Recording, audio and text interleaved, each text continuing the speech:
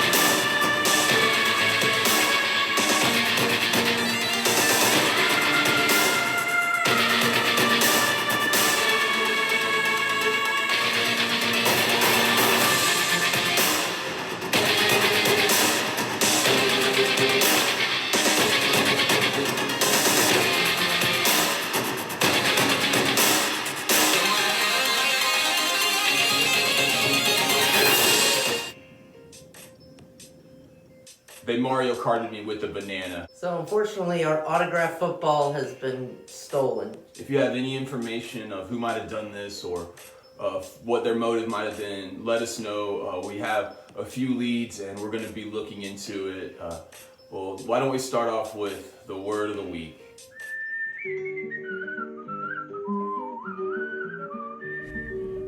The Word of the Week.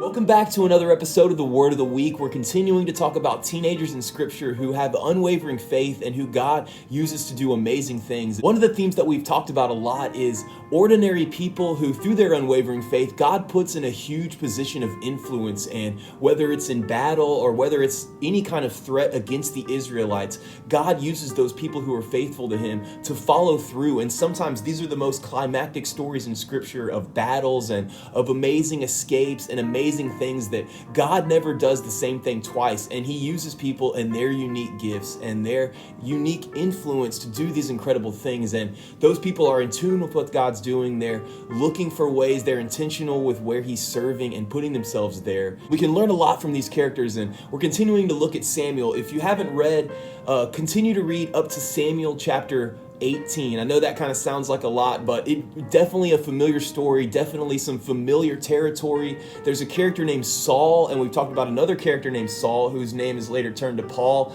There's some illustration between those two and the role that Samuel has in the kingdom of Israel, ushering in a new king, and before that being one of the judges. Remember, back on the Quarantine Diaries, we talked about the specific role that the judges had in Israel, ruling over and making these decisions. Remember, Samson as a judge. We talked about Deborah as a judge. We talked about a lot of these other guys, Gideon and these incredible stories, and Samuel is one of those judges. And one very fascinating part of Samuel's story, as he ushers in this new kingdom and later anoints Saul and then anoints David as king and leads in this new kingdom, he's faithful as the judge over Israel. And one of the fascinating things is there's all this back and forth, and if you read, there's these battles and all this stuff between the Israelites and the Philistines, specifically over the Ark of the Covenant. And there's a lot I want to leave out. The Ark is an amazing thing. If you've never studied that, look into the Ark of the Covenant and just the ramifications of stealing that and the punishment that was brought to the Philistines for taking that Ark of the Covenant, and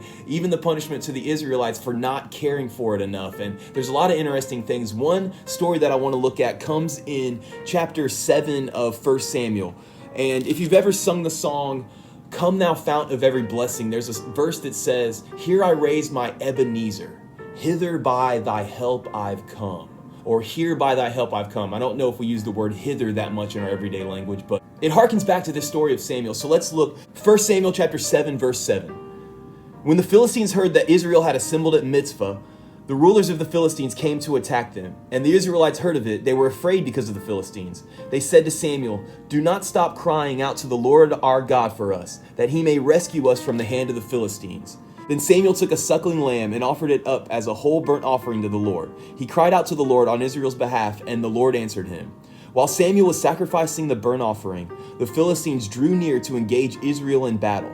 But that day the Lord thundered with loud thunder against the Philistines and drew them into such a panic that they were routed before the Israelites. The men of Israel rushed out of Mizpah and pursued the Philistines, slaughtering them along the way to a point below Beth-kar. Then Samuel took a stone and set it up between Mizpah and Shin. He named it Ebenezer, saying, "Thus far the Lord has helped us." So the Philistines were subdued and did not invade the Israelite territory again. Throughout Samuel's lifetime, the hand of the Lord was against the Philistines. The towns from Ekron to Gath that the Philistines had captured from Israel were restored to her, and Israel delivered the neighboring territory from the power of the Philistines. And there was peace between Israel and the Amorites. Samuel continued to judge over Israel all the days of his life. From year to year, he went on a circuit from Bethel to Gilgal to Mizpah, judging Israel in all those places. But he always went back to Ramah, where his home was, and there he also judged Israel and built an altar to the Lord. So we see the story of Samuel, and he stacks this rock up and calls it Ebenezer, or every single time you walk by this rock and see it, whether you're an adult with your kids, whether you're with your grandkids one day, talk about this rock and talk about the story of how the Lord helped us. Hither by thy help we've come. Here, thus far, the Lord has helped us. And that's what Samuel builds up. Think about places in your life where the Lord has thundered in your life, whether that be in a battle that you're facing or a temptation, maybe in a relationship or with a sickness or something with a loved one, but God has worked through, and that you can look back and say, this is where the Lord helped us, and remember that and talk about that and share those things and be excited about that. So you remember, Ebenezer, this is where the Lord has helped us, and continue to read up, like I said, through chapter 18 of Samuel, and we'll continue to talk about the parallels between Samuel and Jesus, and also the new kingdom that Samuel ushers in and the kingdom of Jesus that he ushers in. So get caught up. Someone's at the door. We'll see y'all next week. Thanks, Jared. Awesome. Next up, Johnny's quiz time. Johnny's quiz time. Welcome back to Johnny's Quiz Time. Today's question is, what year was Meridian Woods Church of Christ founded? Awesome, Johnny.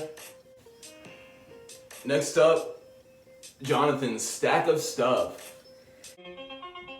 Hot off the press every single week. This is Jonathan's Stack of Stuff. FSU and Samford is officially off. They will not be playing this fall as the Southern Conference has decided not to play football, I guess. So FSU is trying to scramble to find their 11th game an out-of-conference game. So we'll see who they schedule. Hopefully it's FAMU, but you never know.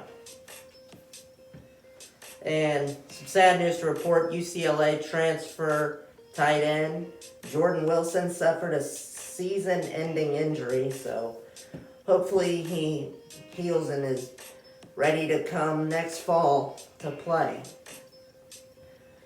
And other news, Chubba Purdy, the quarterback that was possibly going to compete for the starting quarterback position, is out for a few weeks with an undisclosed injury. So, well wishes to him. Hopefully he'll feel better soon. And how about this, ladies and gentlemen? Timmy Jernigan, who was on that national championship team for Florida State, has signed with the Jacksonville Jaguars. That makes me really happy. And last but not least, John Nagowski, former first baseman for Florida State baseball, gets called up to the big leagues to play with the St. Louis Cardinals. And he got his first hit. So congratulations, John Nagowski.